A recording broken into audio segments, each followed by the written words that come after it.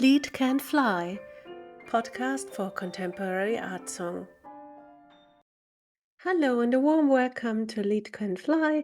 My name is Sabine Bergk and I started this podcast to give Lied a new and fresh voice in the digital world, and I'm very thankful that we have so many followers. I feel very, very much embraced by the unknown audience around the world. And today we are very, very lucky to have Torsten Rasch, a composer from Germany and also very often working in England, as a guest. Hello, Torsten. Hello, Sabine. Nice to be here. Nice to have you here. Torsten, I just introduce you a little bit. You started at the Dresdner Kreuzchor, a choir for young boys, a very, very traditional and wonderful choir. But you also played in the band called Decadence, and then you studied piano and composition at the University of Music Karl Maria von Weber in Dresden. And after the wall came down, you went to Japan. So you just had to get out, and you wrote music for more than 40 movies. And then after your first orchestral work commissioned by the Dresdner Sinfoniker Veluska, your first big record started with Rammstein. And I hope I can say the title in a correct way. My Heart Burns. Is it Yeah. right? Yeah, My Heart Burns. And this record got the award from Echo Classic for the best world premiere recording. And just after that, you worked with this famous band Pet Shop Boys in England, and you wrote the music for a silent movie, Battleship Potemkin, that was live performed in the London Trafalgar Square. And then you got into the door of Faber Music, and your career just got big wings. And your first opera was written for the opera in Cologne, Rota, after Thomas Brasch, and also in 2010, The Duchess of Malfi at the English National Opera, and it was sold out 14 times. So you really got the audience on your side, Torsten. True. I have to make a small comment on that. It's not, I cannot take all the credit for that because it was staged by Punch Drunk, which is an incredible, famous, immersive theater company who do incredible things with immersive theater. They are just, at the moment, they do a children's show in London, which is just, everybody should see this. Good. Really, how wonderful. It's mind-blowing. Yeah. Okay. Yeah, but it's also when good artists collaborate, something fantastic can happen. And also with Rammstein, you already worked with Katharina Thalbach, a very famous German actress, and with René Pape, a wonderful bass. And then later on in 2014, you wrote the work A Foreign Field for the Three Choirs Festival in the Worcester Cathedral, and it was for the commemoration day of the outbreak of 100 years of World War I. Britain, they say the Great War. And it was played repeatedly and also in Buckingham Palace. Not all of it, only part of it. Yeah, part of a program. Yeah, but it's too small. Yeah, but so many of your orchestral works got performed by big orchestras. So you worked with the Dresden Symphonic, the London Philharmonic Orchestra, the BBC Symphony Orchestra, with conductors as Kurt Masur, Vladimir Jurowski, Daniel Harding. In 2022, there was a new opera that you wrote together with the poet and also composer Helmut Krauser, and it was performed at the Semperoper Dresden, the title in English. The Other Wife. The Other Wife. Mm-hmm. So today we talk about a Lied, and this is, I feel this is a wonderful thing because you had so many big performances like on Trafalgar Square and also with big pop bands. The Lied is something very precious and tiny. How does that feel for you? Well, I have not written many songs compared to perhaps other composers, and certainly compared to Schubert. I don't want to compare myself to Schubert, but just in terms of how many songs he has written. So I have not written many songs, but they are very precious to me because in a song which is normally 3-4 minutes long or even shorter, the intimacy you can create is much stronger than in a larger work. But of course, also in larger works, you have intimate moments. But in a song, you're not concentrated so much on this on the large scale form where you have really to maintain a kind of drama over a long period of time. While in a song, you're really concentrated on those few lines of verse and to express them in music. So it's not so much about form, it's just to find the right clothes for these words. So to put them in the right clothes and do that in a very crisp and short, over a very short period of time. And do you feel that it is easier, or was it even just a different approach? Because when I listen to your music, I feel that such a natural flowing, like being connected to some kind of inner spring that comes out in a very pure way. Yeah, for me, it is definitely easier. And it is easier because, although not in this case, I mean, in the case of Nightingales, in the case of this song, it wasn't the song I chose. It was chosen by somebody else for a certain reason, which we will be talking about later, I think. But it is easier because the words, when I read them, create the music. I just can hear it being sung when I read the music. So if I can't hear anything, if I read a poem, then I cannot put it to music. It's really the words who create the music. So that's why it feels probably natural if you listen to it, because I already heard it when I read it. And I just have to write it down in a certain way and find the right piano part for it, or how it's being, how all the ornaments or the chords or something. This is something what I do called composing. But the words itself in the poem create the music. It's already there. Yeah. Do you feel you give the words more room when you compose? Like you want the verse to be crispy and understandable, and then with your music you also give room? Because some composers take room from the verse, and then you don't understand the language anymore because the composition gets very dominant. Do you feel like opening some other kind of door? When in Mozart opera, somebody opens a window, there's another harmony coming, like the night air is coming into the room. So when you compose, maybe you just open with your music another window to the sound of the verse. Yeah, of course. It's a bit like one can perhaps compare to a very skilled actor would recite a verse. I mean, they do it all differently, but it's the tone they find for each verse, and they all have a different approach. So, of course, I find a different tone for it, but I do not want, or I don't think I'm imposing myself on it. Yeah. It's just that I try to, for example, in this poem Nightingales, which has definitely two different, not people, but two different voices speaking. So I find a different color for the different voices, but not in a way that I don't want to beat them to death. Yeah. Do we just have to introduce a little bit the story of your composition? So a friend of yours came during the lockdown, just came to you and said, well, she couldn't come to you because the borders were closed, but she talked to you and said, can't you just write something nice for our common friend, an elderly person in England? And they chose one of his favorite poems, Nightingales by Robert Bridges. And then you composed it, and two musicians from the Opera North performed it, and so your friend could listen to a song that was dedicated to him.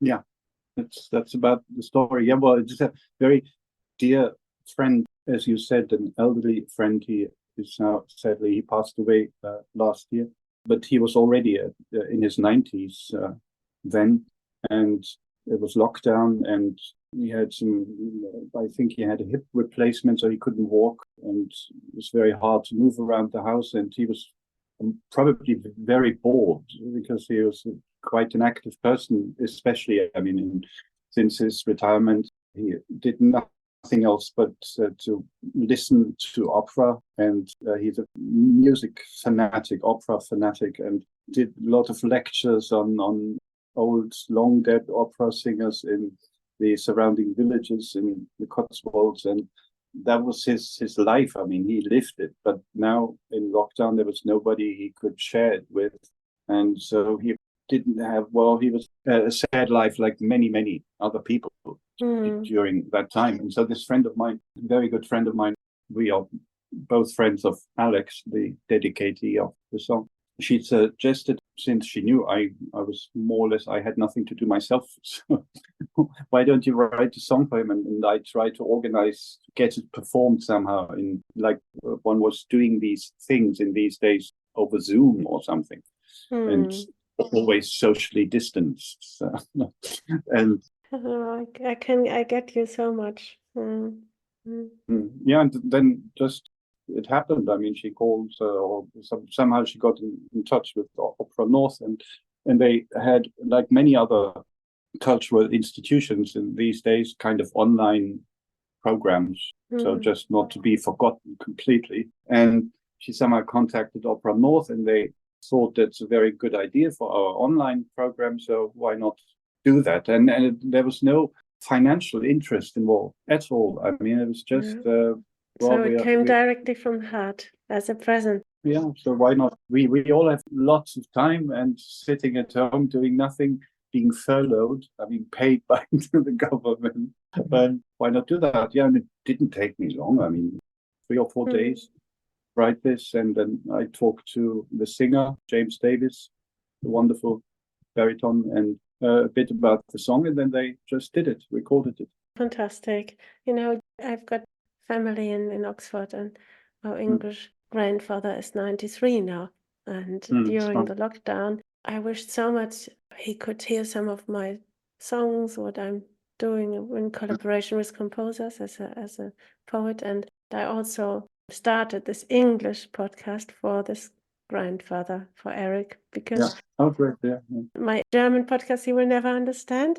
And so I started this English version also for my for our English grandfather, to show our songs that we've been writing during the pandemic. Especially Lied was very precious during the pandemic. And I think that lied or art songs have a special, well, I would say sometimes they are like guardian angels, and they can help you survive. They help you through difficult moments, and they can make you happy or enlighten you, or just share sadness. And that's so on the point, when an art song can be so much on the point of one feeling, that it can really have a healing aspect as well, because it's only focusing on one thing. And so this is a present now that we are listening to, Nightingales by Robert Bridges, composed by Torsten Rasch for a wonderful British friend.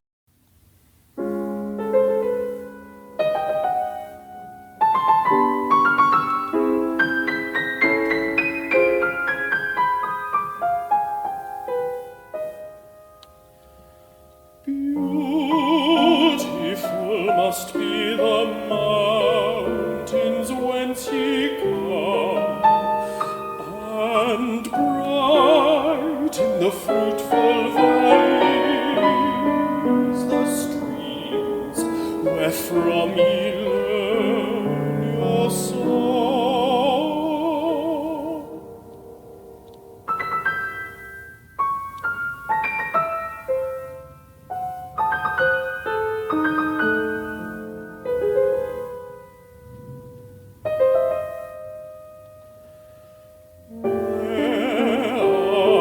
Starry woods, oh, might I wander there among the flowers, which in that heavenly air bloom all year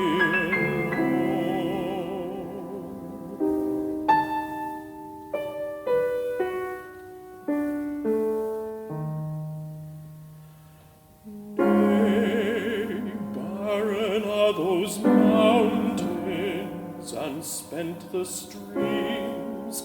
Our song is the voice of desire that haunts our dreams, a echo of the heart, whose pining visions dim forbidden hopes profound.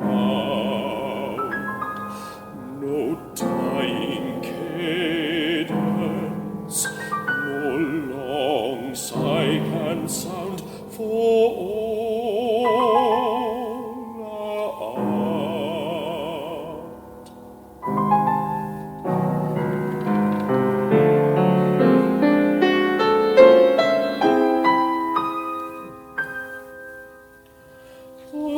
Alone, aloud in the raptured ear of men, we pour our dark nocturnal secret, and then, as night is withdrawn, from these sweet springing meads and bursting boughs of May, dream, while the innumerable choir of day welcome the dawn. Welcome the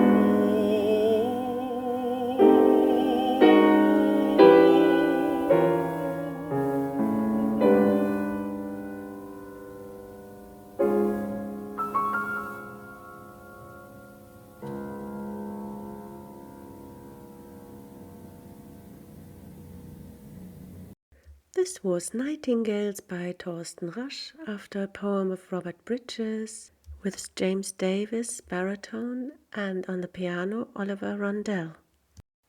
Now I'm going to read the poem Nightingales by Robert Bridges.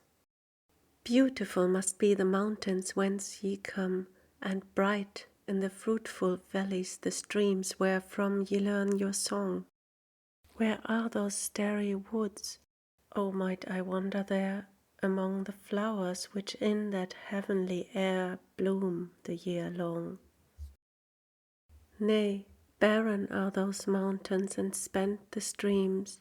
Our song is the voice of desire that haunts our dreams, a throe of the heart whose pining visions dim forbidden hopes profound. No dying cadence nor long sigh can sound for all our art. Alone, aloud in the raptured ear of men, we pour our dark nocturnal secret, and then as night is withdrawn from these sweet springing meads and bursting boughs of May, dream, while the innumerable choir of day welcomes the dawn. Thank you, Torsten, for this wonderful composition. I feel it's like a jewel, and there's a song by Hugo Wolf that I adore. Auch kleine Dinge können uns entzücken.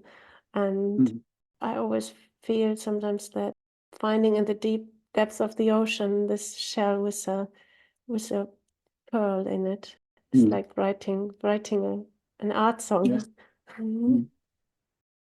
Yeah, I mean, songs can be really precious because I mean, you know what you just mentioned Hugo Wolf, but of course, I mean, the most obvious example of Schubert. I mean, what he is doing in time frame of sometimes a minute is just incredible. I mean, what the depth and range of expression is awesome. Did you know that Judith Weir also composed Nightingales by Robert Bridges? No, I did not. I did not. But I have to say, I did not know the poem at all. It was never on my radar. I mean, the poet Robert Bridges, I did not know of him. I have to say that a lot of the poems, I'd say almost 80% at least, I mean, of the songs I've written are by English poets. And most of them have been suggested to me. I mean, there were poets which I didn't know, like, for example, I wrote a song cycle called A Welsh Night with text by Alan Lewis. Have you ever heard of Alan Lewis? He's supposedly to be the greatest World War II poet of Britain, and he is just it's wonderful, these poems. But I had never heard of him. So he was suggested to me by our good friend in England, and I wrote the song cycle. So, and the same with this poem by Robert Bridges, which I never heard of. I mean, the poet. And then when I read it, yeah, as I said before, it immediately made me hear music.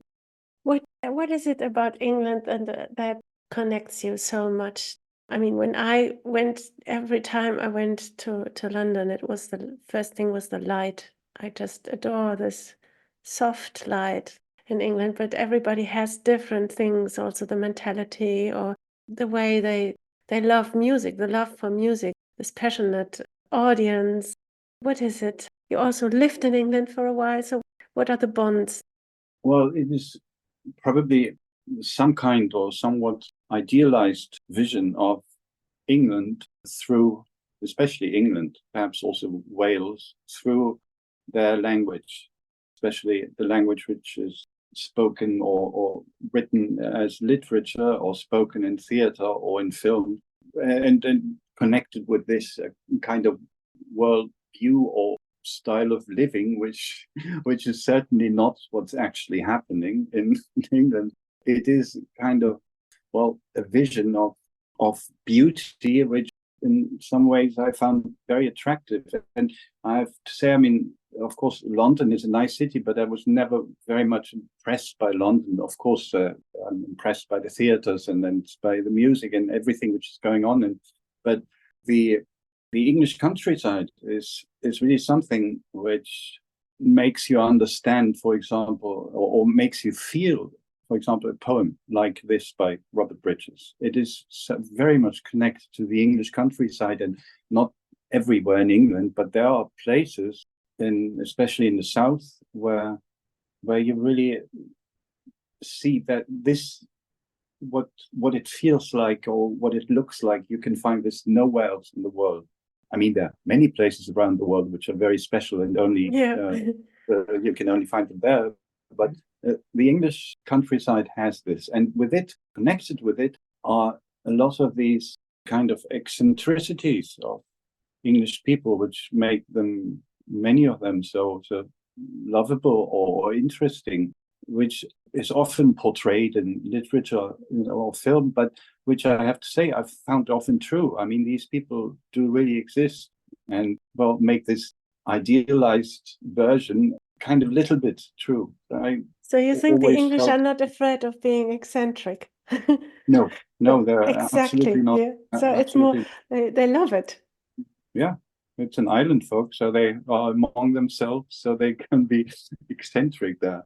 Yeah. And then, of course, one other thing which I did not know, I mean, earlier in my life, but the developments in music which had happened on the continent after 1945 had completely gone by in Britain. I mean, there was no, of course, there was new music was written, but they were never hampered down and or restricted by all these imposed dogmas of Central Europe. I mean, where this heaviness of this dogma. Yeah, and then so where dogma concerning that new music, where dogma ruled for 50, 60 years, and it's even now it's not completely erased. But in England, they always had, of course, they were branded old-fashioned by the Europeans, but they never cared much about it. I mean, they look or listen to Britain. I mean, what did he care about what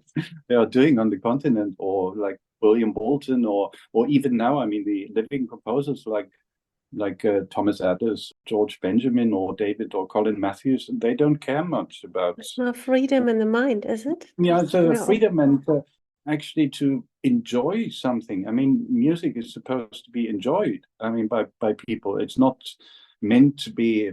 Of course, you can analyze it, but when I go to a concert, I don't want to analyze the music which is being played there. I want to enjoy it. I want to listen to it, and if I like it, then I may buy a score and look how he or she did it, but not while listening to it. And there are many things which, in my opinion, have gone completely wrong in Europe, which did not happen in England. I mean, it's not to say that they have better music there, but it seemed to me always more open in terms of what they are listening to. I mean, they I listen tell to you a all little kinds. story. When I went, got an English daughter, so she's half German, half English, so that we've got a little bit of family in Oxford. Mm. And when we came to England, I saw a picture by the rabbit of Alice in Wonderland, by a very Ah, good, very well, a really good drawing. And then I said, oh, to our grandfather, I think I want to buy it. And I asked how much it would be, and the costs were quite high, but I really loved it. And then he just said this, if you fancy it. And in Germany, people would say, are you crazy just for a drawing to pay that money? And this wild, it's completely wild drawing. And I got the original, and normally for a poster, you would pay $10, but I had to have it. And so I got it, so, and, yeah, and our grandfather also, I think he had 23 cars in his life. Every second year, he just changed car and he loved old-fashioned, many different cars. So even when he was 90, he got a new Jaguar. And so there's something irrational in the air. So, yeah. and it's also this little sense that if you fancy it, and he really enjoys it, and in Germany, there would be some kind of heaviness. How can you pay so much money for a Jaguar while you're 90 or something? What does it give to you? Well, if you fancy it, if you enjoy it, and if it's important for you, just there's more playfulness in the air. And when I was sometimes I took the German Bahn for a zero euro ticket that I collected points all year, and then I could go to London and back by train for €0. It was before Brexit. So I went there for no money at all. I got a little hotel, and then I would just, after I just arrived, I would go directly to the proms, and still tired from the long trip, but just go directly to the proms, sit there with my rucksack and a little bit to eat, and and just sit for £9 or £10 or whatever it costs in the middle of this wonderful hall and get the atmosphere. And once I remember I came from Berlin, and then there was a concert of the Deutsche Oper Berlin with the Deutsche Oper Berlin Orchestra. So I just came. It's something for me quite boring because I can have it in Berlin every day. But I just enjoyed the atmosphere, and you can even lie on your back and look up to the ceiling and just listen to music and get the atmosphere. And this is something very special, I think, and the audience is more passionate, I feel. Also, this very keen passion for music. Yeah. And also, I mean, being passionate, and being eccentric, but also not taking oneself too seriously. This is also, I think, is something which, I mean, not only we Germans, I think that's which on the European continent we have not in us. I mean, there's, for example, do you know the song "The English Are Best" by Flanders and Swan? It's a comedy duo from the 50s or the 60s, 60s more. It's very famous, I mean, in England. And this song is just, I mean, it just is like a manifesto of what the English are. The refrain goes always, the English are best. I wouldn't give tuppence for all of the rest. And then and then they count what the other people do. And like, for example, they say the foreigners, or was it Germans? I don't know. They, in sports, they practice beforehand, and that takes away all the fun. So, and things like this. It's a long line of things what other people do in the English do not do, and so they have more fun. But of course, it's they ridicule themselves by it, and we cannot do that as Germans. It's very hard for us to do. Well, I think we shouldn't compare. Maybe you just heard my dog shaking himself because I thought you had a Is he dog. English or No, German? he is Tibetan. Tibetan.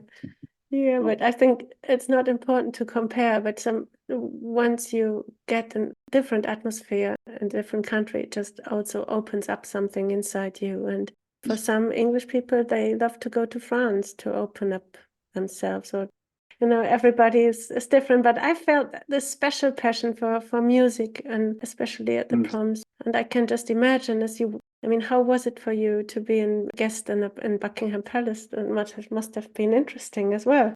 Yeah, a lot of advice to be followed, what to do and how to dress. Oh God, it was an ordeal. Dress in the right suit for this, and then how to address His Majesty. The first time you say Your Royal Highness, the second time Sir.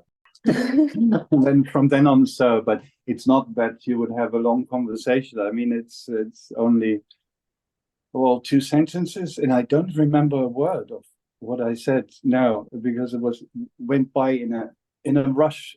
But I have to say, what I admired is, it was me and the 3 directors, music directors of the cathedrals of the 3 Choirs Festival, Gloucester, Hereford, and Worcester, and the managing director of the 3 Choirs Festival. So I guess we were 4, 5, 6 people there when we had the audience. And then Prince Charles, he is really very, he must be, he's very good at small talk. He's really had the right 2 or 3 sentences for each participant, and then it was over. And then we had the concert in the big hall in Buckingham Palace, where a huge organ is there. I don't know what they do there. I haven't heard of any concerts recently at Buckingham Palace, but it's a huge hall with an organ, and they performed a few choir pieces, one from the Foreign Field. And so it was a wonderful occasion, and especially to see the picture gallery, which I can imagine. Yeah. Also to get the atmosphere, and it must be thrilling to. Yeah, it was quite thrilling. Yes. Wonderful, Torsten. Thank you so much for being here on the podcast Lied Can Fly, and thank you for writing an art song just for a friend, just from your heart, and that's something wonderful. And I think music is meant to be with us. So as I think art songs can be like guardian angels in our life, that is something that touches us directly and helps us to live. Yeah, that's. I'm absolutely sure that Alex, who the song is for, was really thrilled listening to that, and it was a surprise too. He didn't know. And it's absolutely beautiful. It's such a beautiful work of art. Thank you so much. Thank you, Sabine. I thank you. This was Lied Can Fly podcast for contemporary art song with the composer Torsten Rasch. Thank you for listening, and I hope you join us next time.